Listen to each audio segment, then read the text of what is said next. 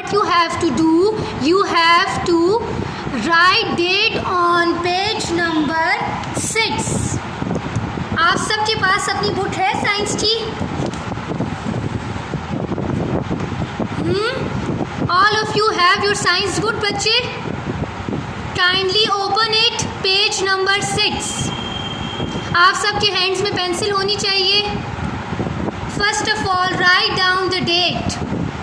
Today's date is 8/7/20 and day is Wednesday. Hurry up, write down date and day. Okay ji. You all know that we have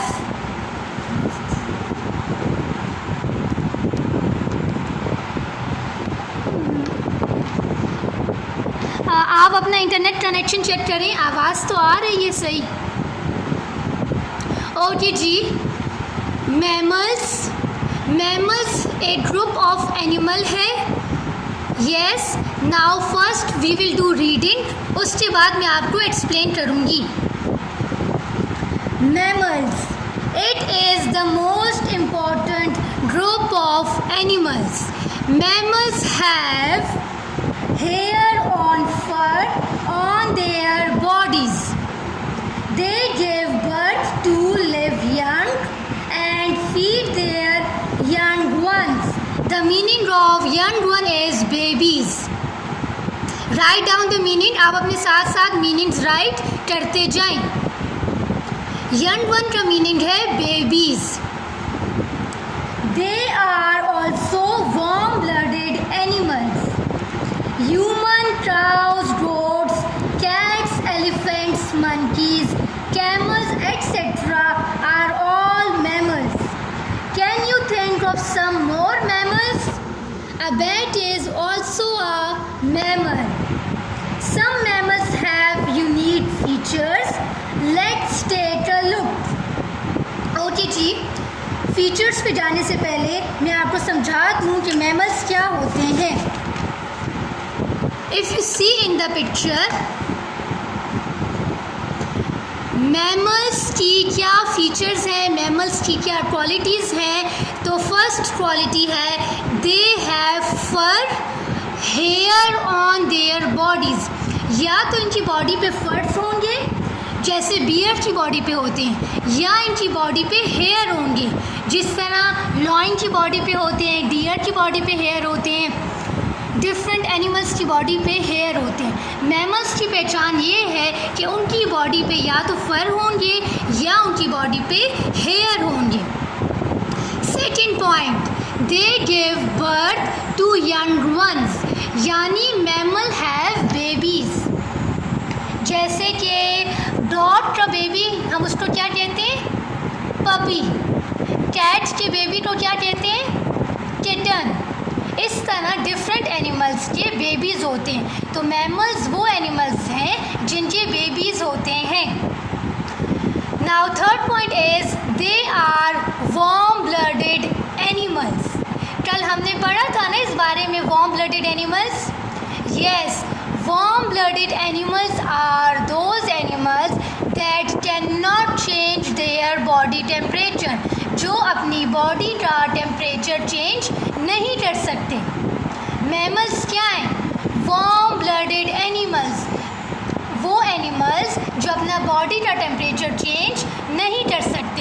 for example, अगर बाहर का weather hot है तो वो अपनी body को cool नहीं कर सकते. ठीक है, उनका टेम्परेचर सेम ही रहता है. Then the examples of mammals, we have humans, monkey, cats. These all are the examples of mammals. आपको पता है हम humans भी mammals हैं. है ना, कितनी हैरानी वाली बात है. लेकिन आपको पता है हम भी mammals ही हैं बिकॉज हमारी बॉडी पे भी हेयर हैं. यस, आप सबकी बॉडी पे हेयर्स हैं ना.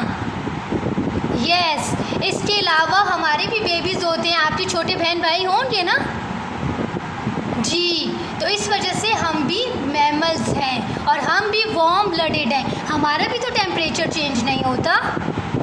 हम अब देखें आजकल कितनी गर्मी है, तो क्या हम अपने आप को ठंडा कूल टेम्परेचर पे ला सकते हैं? नहीं। अगर बाहर हॉट वेदर है तो यहाँ अंदर भी हॉट ही वेदर है, हमारा बॉडी का टेम्परेचर एक ही है 37 डिग्री सेंटीग्रेड। ठीक है, तो ह्यूमंस भी मैमल्स हैं। आई होप आपको समझ आ रही होगी। Now coming towards the examples of mammals.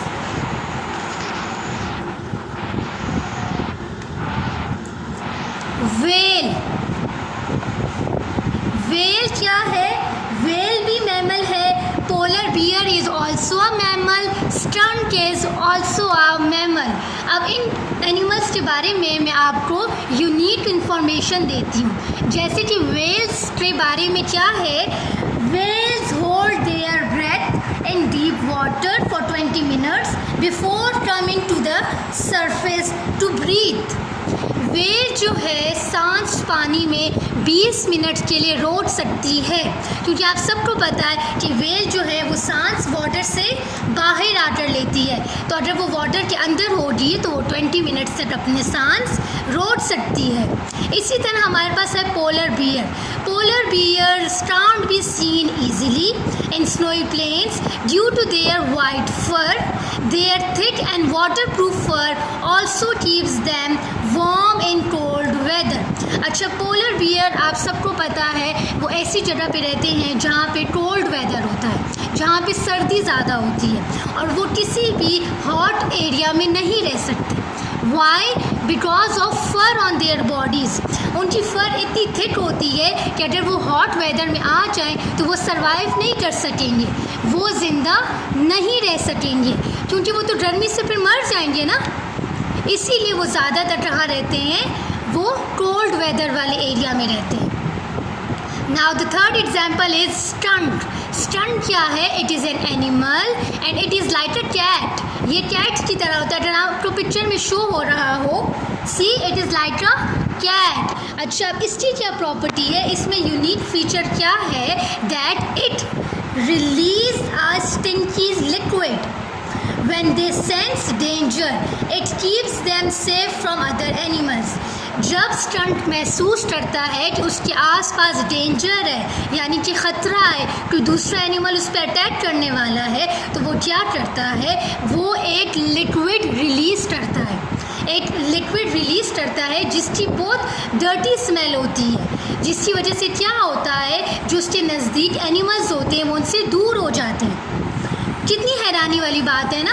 अल्लाह ताला ने स्कंक को ये क्वालिटी दी हुई है कि वो एक गैस रिलीज़ करता है, एक स्मेल रिलीज़ करता है, जिसकी वजह से क्या होता है, सारे एनिमल्स उनसे दूर हो जाते हैं और वो डेंजर से निकल जाता है। ओके जी, now our second topic is amphibians. Come on page 7, write down the date first, today's date and day. बच्चे, मुझे ये बात बार बार रिपीट नहीं करनी चाहिए।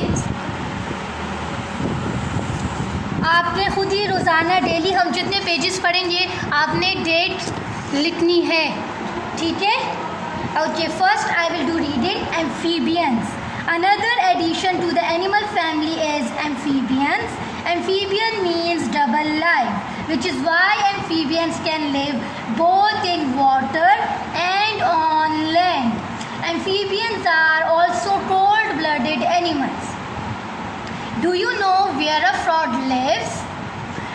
जी, एम्फीबियन हमारे पास ग्रुप ऑफ एनिमल है, और एम्फीबियन का क्या मीनिंग है? The meaning of word amphibian is double life. आप डबल लाइफ को अंडरलाइन कर लें ताकि आपको याद रहे, एम्फीबियन का मीनिंग है double life.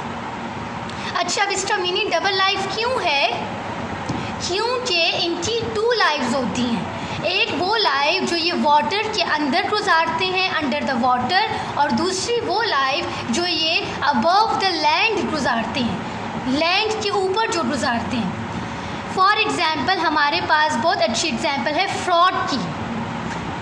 All amphibians start their life in water, so they have moist skin.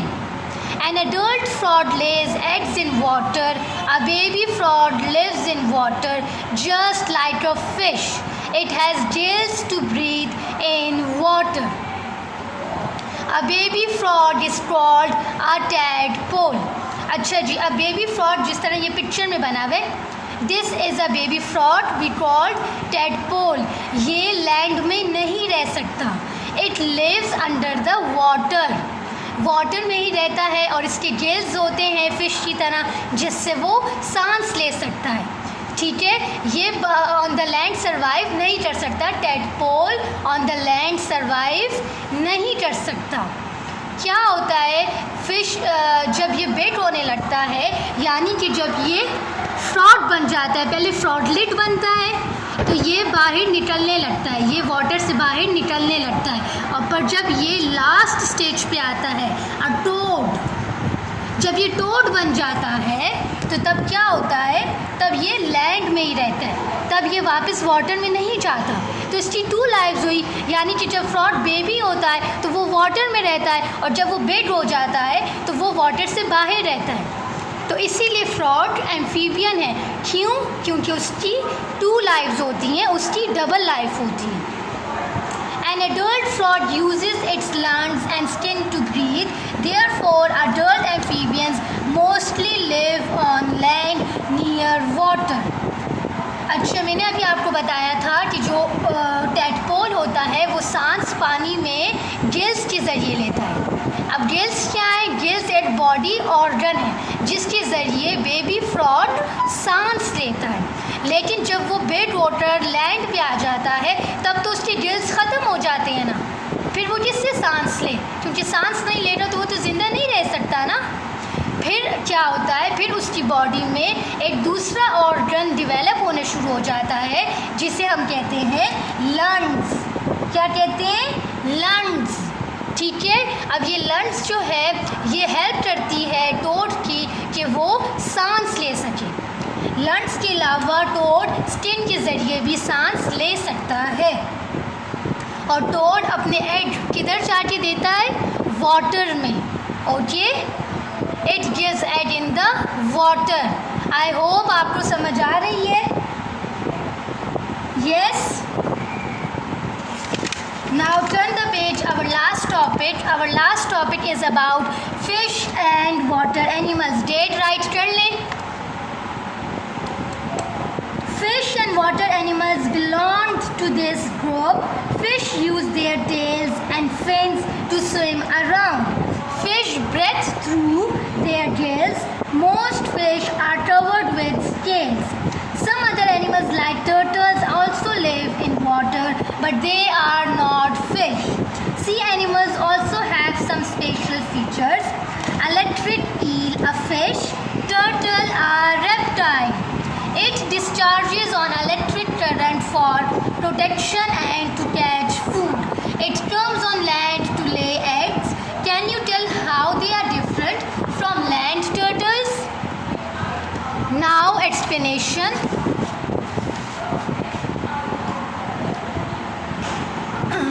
Water animals.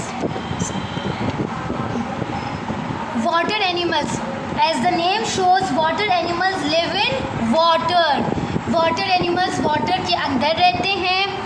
Their bodies are covered with scales. इनकी बॉडीज़ में स्केल बने होते हैं. जैसे आपने फ़िश देखी है, फ़िश की बॉडी कैसे होती है? वो यूं होती है,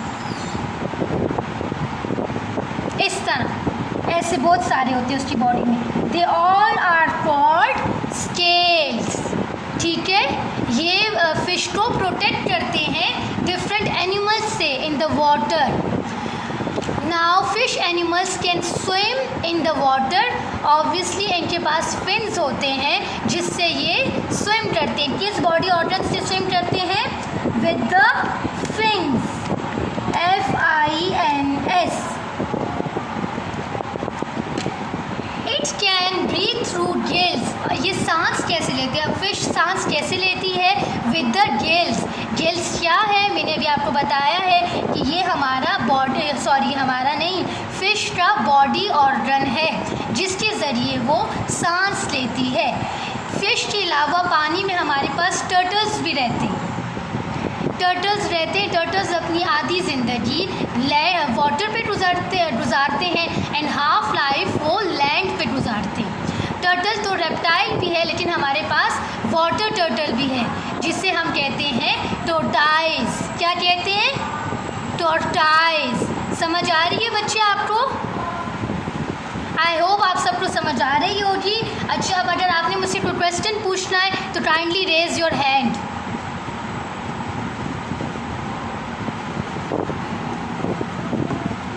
yes, I am watching you, शाबाश। आप सब देख रहे हैं, आपको समझ आ रही है बच्चे?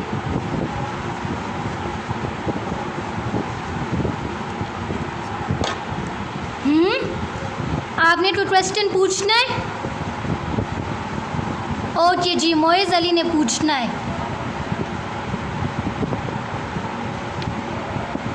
मोइज़ अपना माइक अनम्यूट करें and ask question from me.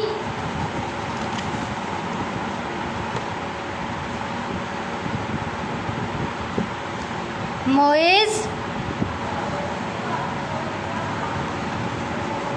unmute yourself.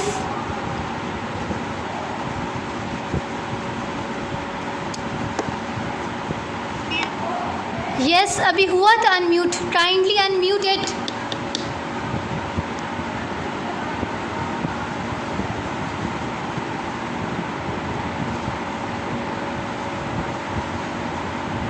Hurry up बेटा। यस मैम, जी जी पूछें। ये जब बेबी फ्रॉग